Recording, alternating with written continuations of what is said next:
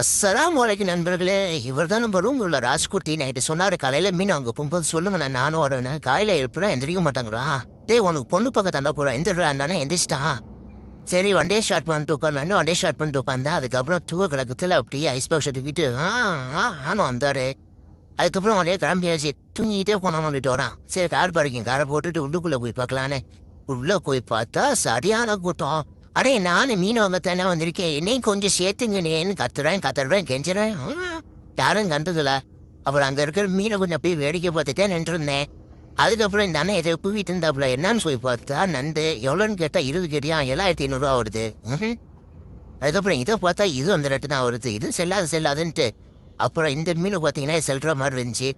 ஏலத்தை கேட்டால் 4 கடிக்கு ஆரம்பிச்சது 8 கடி வரையும் ஒருத்தன் ஏற்றி விட்டான். சரி நீர் எடுத்துட்டு போடான்ட்டு திரும்பிட்டேன். அண்ணே ஒரு 1/2 கேடி சேர்த்து கொடுவேன். ஏலத்துக்கு எடுத்தவனே என்கிட்ட எடுத்துட்டு போயிட்டான். அதுக்கு மேலே என்னாலே அந்த மிச்சம் முடியல, டயர்டாயிடுச்சு. சரிவா குர்றான்னு சொல்லிட்டு பையில கொடுத்து வாங்கியாச்சு. சரி நமக்கு இவர் தான் அந்த மனுஷன், நல்ல மனுஷா. வாங்கினாங்க இவர் தான். அதுக்கப்புறம் க்ளீன் பண்ண கொடுப்போம்னு சொல்லிட்டு க்ளீன் பண்ண சுத்தமும் க்ளீன் பண்ணி கொடுங்கண்ணா, எனக்கு பண்ண தெரியாதுன்னு.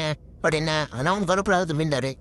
இதனால மஞ்சள் கலரில் இது என்னன்னு கேட்டால் மீன் முட்டையா ஃபர்ஸ்ட் வாட்டி பார்க்குறேன் இப்படி தான் இருக்குது. க்ளீன் பண்ணிவிட்டு திரும்பி பார்க்குறேன் யாரையும் காணும். எங்கடா போனீங்க அப்படின்ட்டு அவர் வழியே அப்படியே தூக்கிட்டு வந்து தாரிப்பம் கொண்டு வந்தாச்சு. வைக்கும்போது கொஞ்சம் பார்த்து வைக்கணும் இல்லைன்னு வச்சிங்க. அடிக்கிற வெயிலுக்கு மன சூப்பரும்.